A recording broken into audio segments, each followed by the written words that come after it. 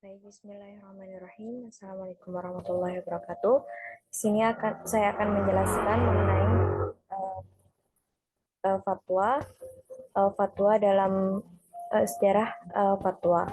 Baik, sebelum saya menjelaskan tentang fatwa, di sini fatwa yaitu tidak bersifat mengikat. Karena itu, Asy-Syatibi mendefinisikan fatwa sebagai keterangan-keterangan tentang hukum syara yang tidak mengikat untuk diikuti. Kemudian, secara filosofis, memberi fatwa berarti menyampaikan hukum Allah kepada manusia. Karena itu, seorang mufti harus mengetahui apa yang disampaikan dan harus orang yang terkenal benar, baik tingkah lakunya dan kredibelnya. Kemudian di sini ada menurut Ibnu Mansur, fatwa adalah penjelasan masalah hukum yang problematik, berasal dari kata al-fata yang berarti anak muda belia yang baru tumbuh dan kuat. Kemudian di sini fatwa-fatwa yang dikeluarkan oleh seorang mufti kemudian dikumpulkan oleh sang mufti bersangkutan sendiri atau oleh muridnya atau juga oleh orang lain. Dengan demikian, materi fatwa tersebut segera menjadi doktrin hukum substansif Islam atau fikih dalam penghimpunan fatwa tersebut.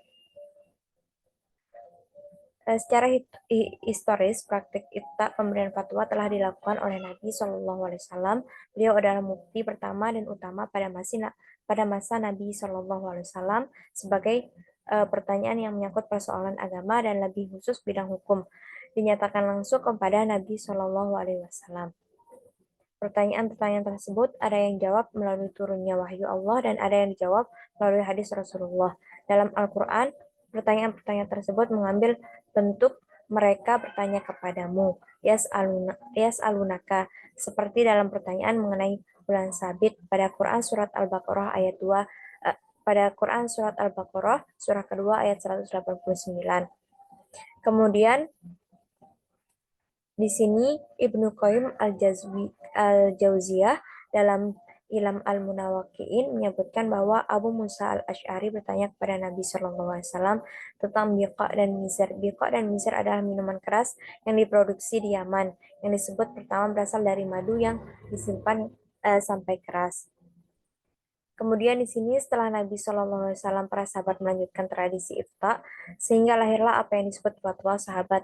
Tentu yang dihadapi para sahabat jauh lebih kompleks dibandingkan dengan kondisi Nabi Shallallahu Alaihi Wasallam. Banyak persoalan yang berkaitan dengan hukum yang belum ada ketentuannya dalam Al-Quran dan Sunnah sehingga para sahabat melakukan ijtihad.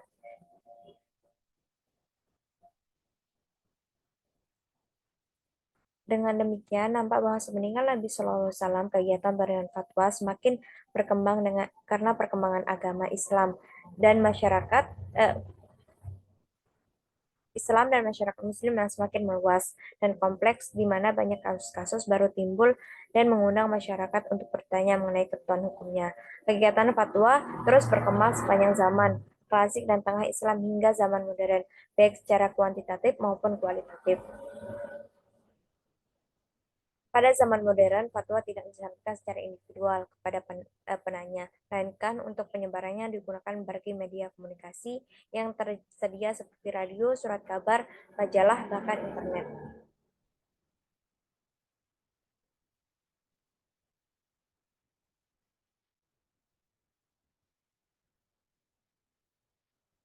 Dari perjalanan panjang kegiatan ifta selama berabad-abad dan khalifah,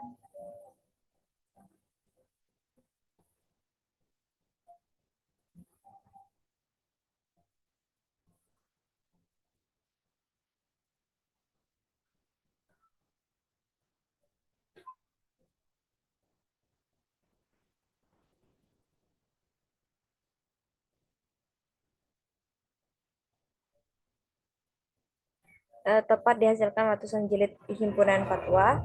Haji Khalifah menyebutkan buku-buku fatwa yang terbit dalam lingkungan berbagai mazhab. Hingga zamannya sejumlah tidak kurang dari 160 judul.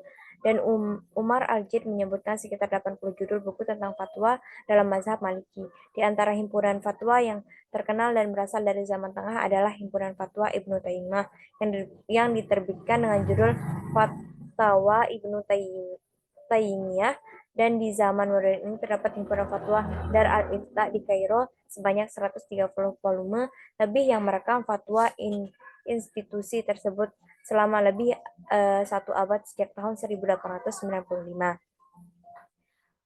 Meskipun himpunan fatwa amat besar sekali yang lahir sepanjang sejarah dan sebagai tempat dunia dalam dunia Islam, namun studi kritis mengenai fatwa jarang atau hampir tidak dilakukan oleh sarjana-sarjana Muslim.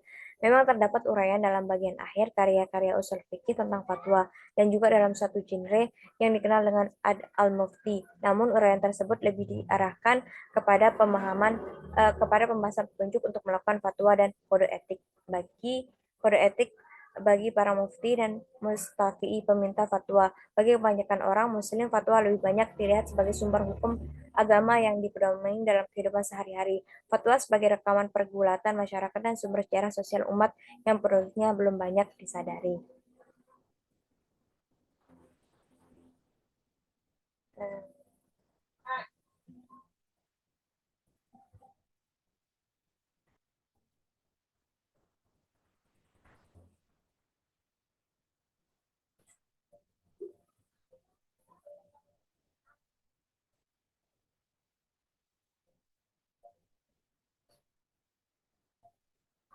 Baik, di sini mengambil berbagai metode istinbat. MUI dalam fatwanya juga tidak menolak dari dalil hukum selain yang disepakati para ulama seperti istihsan, istishab, saduz zariyah, dan dalil-dalil yang masih diperdebatkan oleh para ulama. MUI dalam membahas masalah terlebih dahulu memperlihatkan dan mempertimbangkan pendapat para imam mazhab dan fuqaha terlebih dahulu, mencapai dasar-dasar dan bentuk istidaknya dan mempertimbangkan yang paling maslahat bagi umat. Kemudian ketentuan dalam tarjih. Yang pertama, tarjih tidak diperkenankan pada dalil yang qat'i atau yang pasti. Dalil qat'i tidak akan melahirkan perbedaan pendapat. Jika tidak ada perbedaan pendapat, maka tidak ada tarjih. Kemudian yang kedua, tarjih dilakukan jika tidak memungkinkan untuk mengkompromikan dua dalil yang bertentangan. Karena dalam mengkompromikan berarti mengamalkan dua dalil yang ada. Mengamalkan dua dalil yang jauh lebih baik dari mengamalkan satu dalil, mengabaikan dalil yang lain. Tetapi menurut ulama Hanafi bahwa tarjih lebih baik daripada mengkompromikan dua kali. Kemudian yang ketiga, tarjih bisa menggunakan dalil yang paling banyak, artinya semakin banyak dalil dari satu pendapat akan semakin kuat pendapatnya. Bila ada dua dalil yang bertentangan, sama-sama kuat, lalu ditemukan dalil ketiga yang menguatkan salah satu dari dua dalil tersebut, maka dalil baru ini dianggap tarjih. Kemudian di sini Ilhaq al-Masail bin Nazairiha menganalogikan satu masalah dengan masalah yang serupa. Metode ini lebih dekat dengan istilah tahrij. Secara sederhana, tahrij adalah menganalogikan masalah yang tidak pernah dibahas oleh para ulama dengan masalah yang sudah pernah dibahas oleh para ulama. Istilah tahrij lebih populer digunakan oleh para pengkaji hadis, sedangkan dalam kajian-kajian fikih usul fikih terminologi tahrij belum banyak dipahami oleh sebagian orang Indonesia, apalagi masyarakat awam.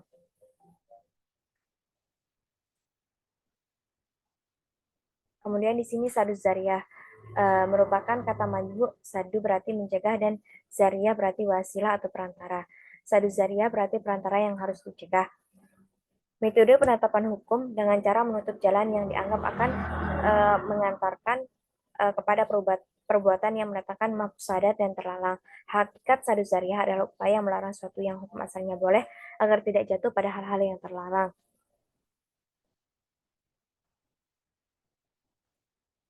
Kemudian di sini ada unsur saduz zariyah. Yang pertama itu al-ibda atau penghubung, yang kedua al-wasilah, yang ketiga mutawassal ilahi atau tujuan.